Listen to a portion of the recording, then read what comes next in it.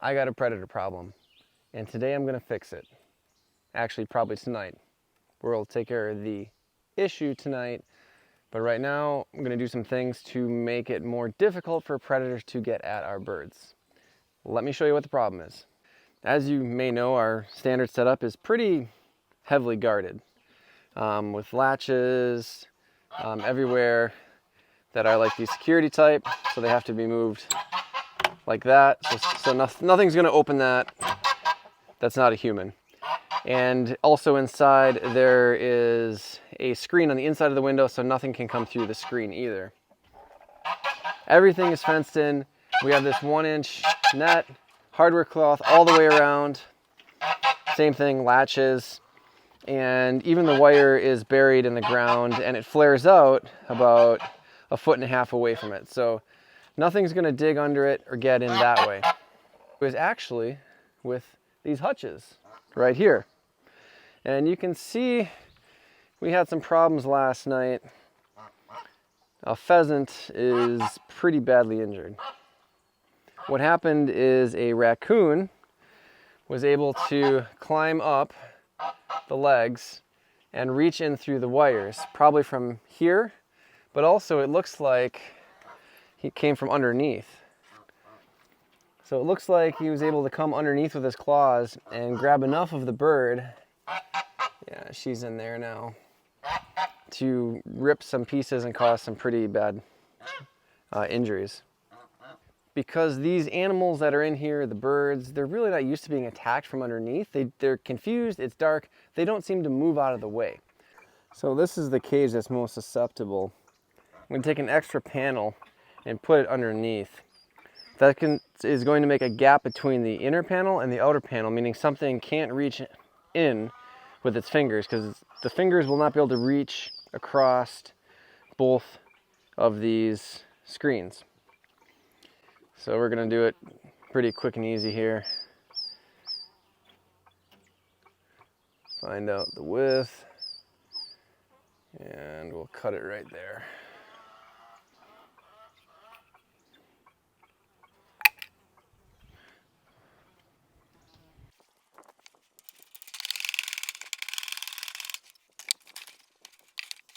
Hey, little dude.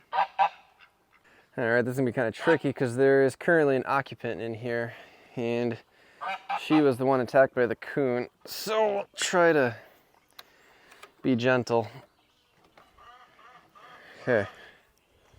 All right, that looks about right.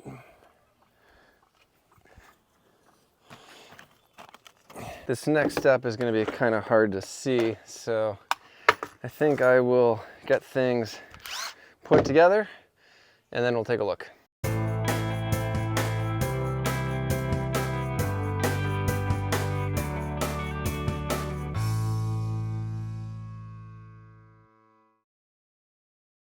All right, so now the thought is with this double layer, something with long claws has a hard time getting through because there's 2 layers.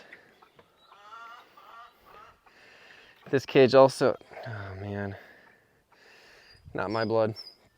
Also, these are way too big on the side, so I'm gonna see if I can cover that up too.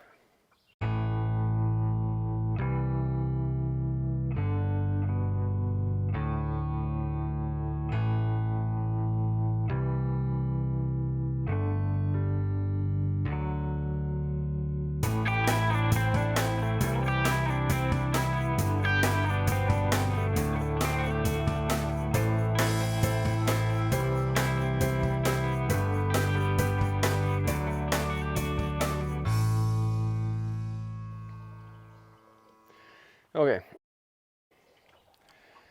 so an extra layer has been added, can't reach through there. So the old hutch now has double panel, and it's got the 1/4-inch hardware cloth all the way around. There's a double panel on the bottom. Also a little treat for our raccoon if he thinks he has a nice spot to perch. He's got another thing coming. Had some spiky plates left over from a project.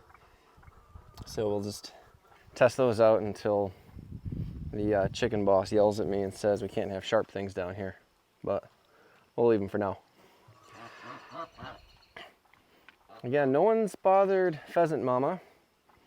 She's been staying in at night. The quail did get nipped in this one. I do want to come back and add a second bottom panel just because I feel better that something's not going to reach through there and get them at nighttime. Because birds are really vulnerable at nighttime. They don't quite understand what's going on. They don't have a good awareness of their surroundings, especially ground birds like quail. So they just sit here, pheasants too, they just sit there and they don't move, even when they're getting attacked.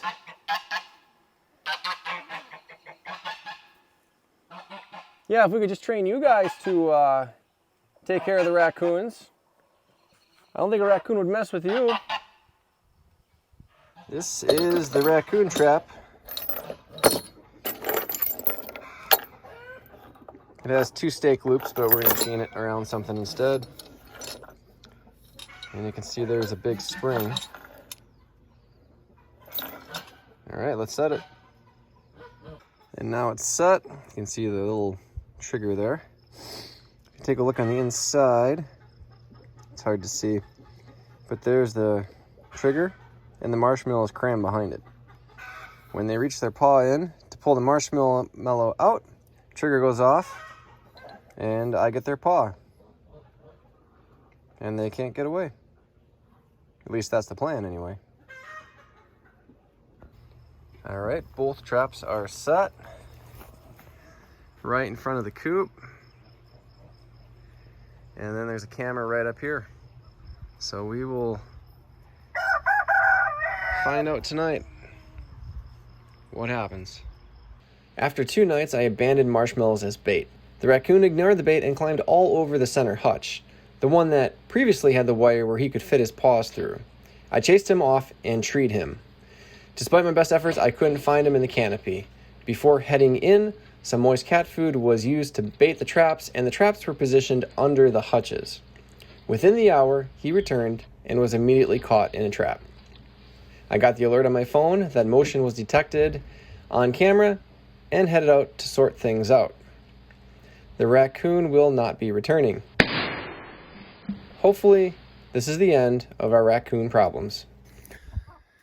With the coon eliminated, here's a quick little epilogue of what I'm doing going forward.